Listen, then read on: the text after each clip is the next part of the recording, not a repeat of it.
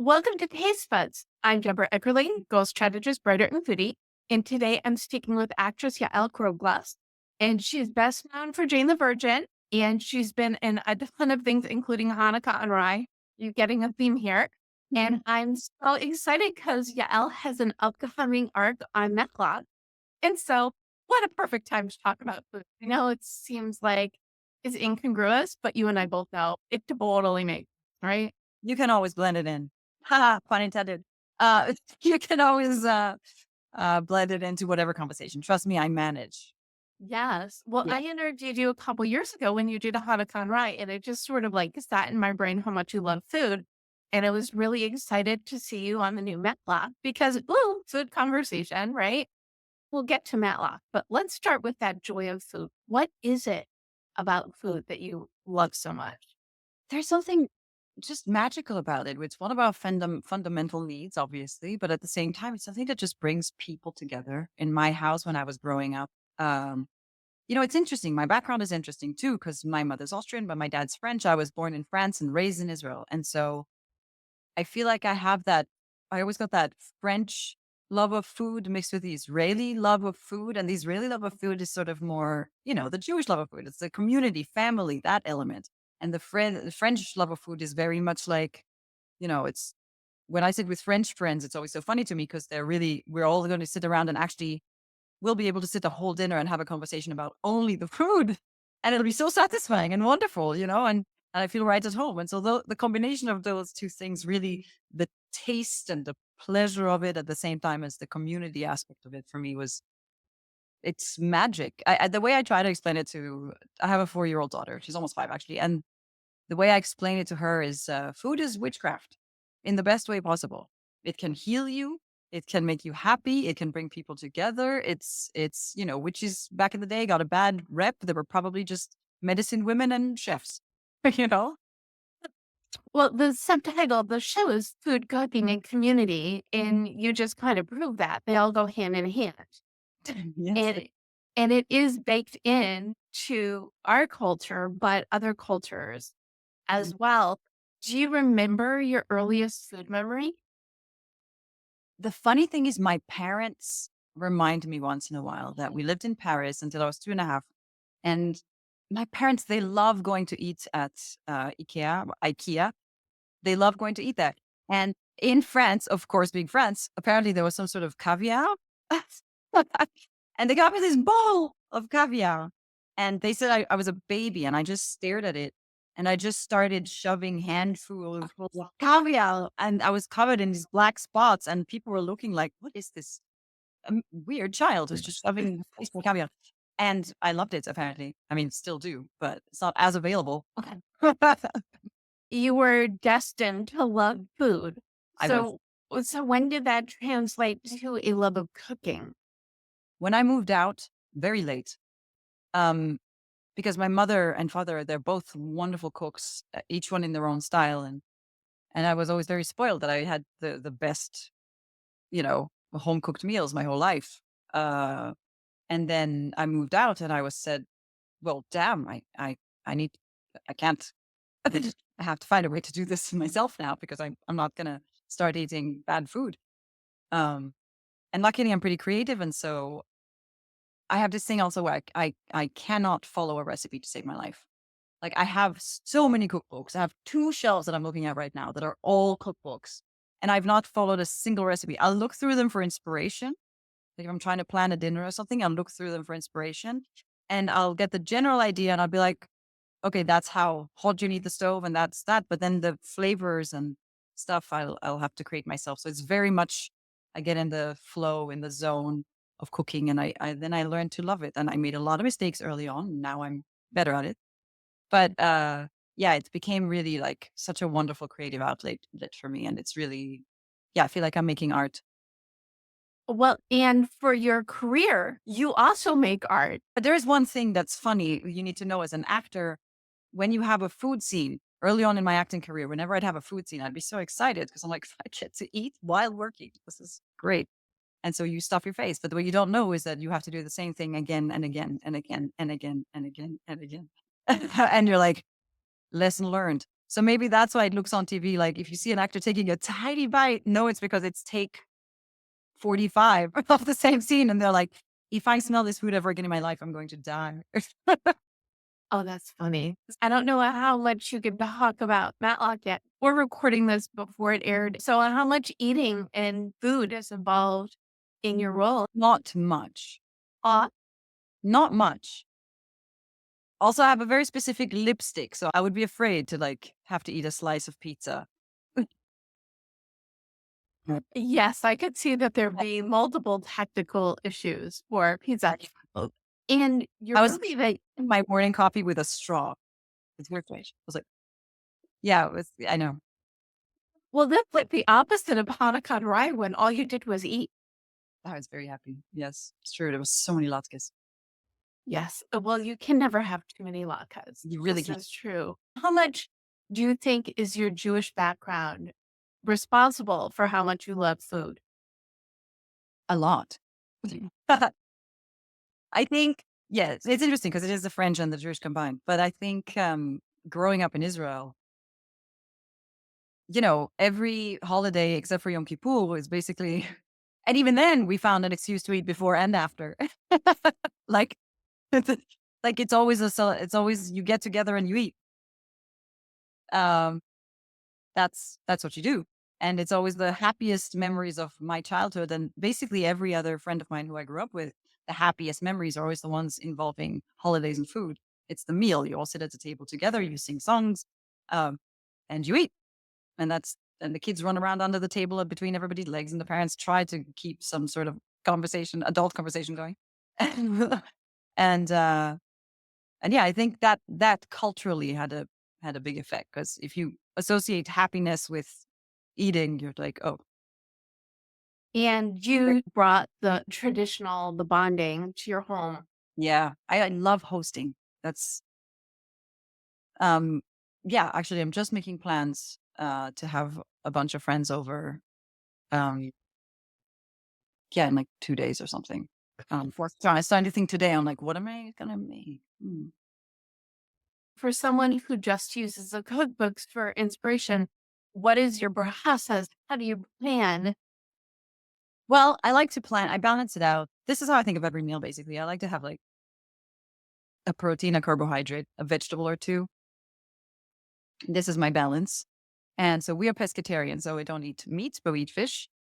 And so it'll usually be a fish or let's say a Beyond Meat lasagna or something like that. But it'll be usually fish. It'll be usually, so I'll just decide between different, so I look for inspiration of different fish dishes because I know that's going to be one staple. So grilled whole branzinos with lemons from my lemon tree or something, or and full of herbs from my garden is like a really fun one. And then you think, okay, so what's the carbohydrate that would work with that? And you don't only think about the flavors, you also want to think about the color if you're preparing a dinner. So if you're going with a branzina, for example, that's like a light fish, I might not necessarily go for potatoes because it's also another light color. You want to maybe bring something sort of more like a sweet potato or maybe grilled vegetables like tomatoes and red peppers and stuff in the oven to balance out the colors, right? And then I also improvise a lot. So, for example, I had people over here for Passover, and my thyme bushes in the garden were blooming. And I said, that's interesting. Can I? Because I was making carrots in the oven with olive oil and honey. And I was thinking I was going to put some thyme, some fresh thyme on it. And I said, but can I eat the flowers? I looked it up and they're not poisonous. So I made sure I wasn't going to poison all my guests. And I tasted it and it's kind of spicy. It's a real spicy thing. So I plucked a lot of my thyme flowers, like sort of bushels of little white flowers. And after I took my beautiful carrots out of the oven, I decorated them with thyme flowers. And it was like, what is this? I was like, just came up with it. But it's a happy coincidence, right? And so that's where it becomes creative when you have to you suddenly come up with things on the spur of the moment. Um, yeah. I, I love that. So, how do you feel like your training as an actor has influenced your creativity in the kitchen? I think it's made me trust myself more, you know? I'm like, okay, trust the creative process. And it's also okay if you make mistakes. It's like if you botch a take, it's fine. You do another one. You have to let go. You know what I mean? You make mistakes. That's how you learn. It's okay. You get better. And if you batch a meal, then you just have extra What? food for yourself, Cost and of- then you cook something else for other people. Then you have a few friends that will not come back next time. Yeah. Yeah. I feel like we should talk about Matlock. So, what brought you to it, and what are you so excited about being part of the experience? I don't even know where to start. So what brought me to it is it's Jenny Erman. So she created Jane the Virgin. She is a genius. She's outstanding to work with. We worked incredibly well together for 5 years on Jane. And when she started making Matlock, she said that she has a role in mind for me. And when I found out what it was, I was like, yes, perfect. I love this. And it was incredible to work together again. Really. I mean, I would follow Jenny around everything she makes. Um, and so that was a dream. Second of all, it doesn't need a lot of selling, hard selling. It's got Kathy Bates and the entire amazing cast. The moment I met them, I felt like I was at home. Um, and Kathy's a legend and just the most incredibly kind, generous person. It was just a lot of fun. It was a lot of fun. It was so creatively fulfilling. It's a very fun role, which I can't tell you much about. But isn't that like the best part of the creative process is when you get to re-encounter people and work together over and over again? Yeah, because you get to create something different, and it's like a whole new thing.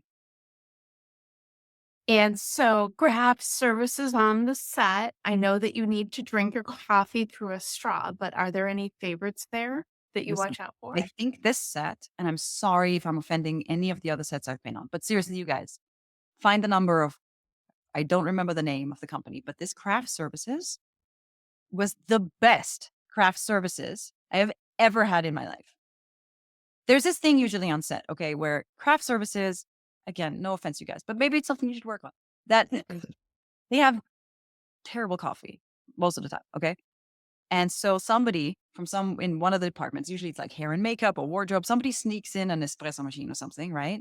And then like production will have like a few pods and you have to go beg a producer for like, give me a coffee pod. And then you can go and like, it's a whole thing to get like the good coffee. You can have coffee, but it's going to be awful, right? And so if you know the right people, you can get a coffee pod and then you know who to ask to where's the machine. And it's like a whole thing. And so I tried to do that. I arrived at Matlock. I'm like, okay, who's got the machine? Tell me, don't lie to me. Tell me. I know someone has it. And they're like, no, it's craft services. And I'm like, okay, really? And I get to craft services. I'm like, what are your options? No, really? And they had all the best kind of coffees, not even just coffee. I'm a big tea connoisseur and they had like high end teas, top shelf teas. They had incredible snacks, wonderful food, so considerate, so kind, so many options and healthy, you know? I've never seen anything like this in my life. So you would be amicable to returning not just for the role, but for the food, what 100%. you're I'm saying. sure I've outstayed my days just snacking. My family came to visit me twice, and the only reason I think they really came to visit me was the craft service. Well, priorities, and we do have it. I know everybody loves food, but I feel like we really, really love food because it is the art and the craft and the coming together. But also, you were talking before about the Jewish holidays. All of them have food, even the fasting holidays, because you have to eat before and after. We snuck 2 meals in there. Exactly. So what are you working on now? What are you excited about food and or career wise? Well, career-wise, I'm excited for me to show up on Matlock. I haven't showed up yet. Yeah. Matlock's been doing incredibly well. Ratings have been wonderful. People have been loving it, which is not a surprise, but it's just I'm happy to hear it. Um, I can't wait for my character to show up. Sorry, doing some stuff and and be able to talk about it finally. Uh, and then yeah, I've been writing actually my own stuff, which is exciting as well, and a couple of things in the works. So things I can't talk. Nice. Yeah, Of course, but writing, I love it. It's the food, it's the acting, it's the writing. They're all creative expressions. So, what advice do you have for people to really tap into that creative part that's maybe hidden because life? because life. I hear Yeah. you. cooking is not the same when you have to versus when like as it is when you feel like creating something fun. You know what I mean? Mhm. So yeah, I get it. I think you need to find your right outlet. Because for example, I come from a family where my dad used to be a director. My mom is a painter and an artist, and actually she makes these incredible bugs out of recycled like computer materials and stuff. I have them all in my house. And they're yeah. So she makes all these amazing things, and I had to find I tried painting, that's not it. I tried all kinds of other things, and it took me a while to find, but it was very clear to me that I had a creative drive and I have to find my creative outlet. And so I think what I would say is try to find the one that works for you. It might take some trial and error, but when you find it, you know it because you just enjoy it and you want to just keep doing it as much as you possibly can. That's what happened to me with acting when I just took an acting class and I was like, I can never stop. I often say when you love what you do, it shows. When you don't love what you do, it really shows. Yeah. So Yeah. right? So why not love what you do? And I feel as someone who is a former non-cook, when I discovered the beauty of putting ingredients together and turning it into a meal, it really is life-changing. Doesn't it feel like witchcraft? It really does. I remember when I was first setting cooking goals, my goal was to learn to cook without a recipe, and then I was reminded that you do need to learn to cook with a recipe first. Do you have a signature dish, something that's always your go-to if you need, like, lift or a comfort food? It's my mom's signature dish. It's a signature dish. It's yummy, it's healthy, it's easy. I think it's vegan, and it's my go-to dish when I'm asked to bring something. If it's there's like a potluck or something, and I have like 10 minutes, and I have to put something together, and it's usually pretty impressive. Okay, and what is it? It is a lentil salad with red onions and apples, um, with balsamic vinegar. Oh, I love mixing fruit with other things. I think it just uplifts everything. And there is some magical something that happens in the combination of the sweet and the sour and the balsamic and the lentils um that yeah, it's just and salt, pepper, a little bit of olive oil. And it actually gets better when it sits for overnight, because the apples and everything really soak up the good stuff. Is there something you know now about cooking that you wish you knew when you first started experimenting? It's not really something I wish I knew. But I think when I started experimenting, everything came out very wet. I wish I knew just like how not to make things so wet. Well, let's try to make a quiche. I'm like, what's happening? Like everything. Any sauce was like basically liquid, like, but not like, holding together. Yeah, I don't know why that happened. Yeah, I don't know. Oh, but it's better. You It's you no, you surpassed the wet phase. well, I've gotten past that. Yes. Amazing. Yeah.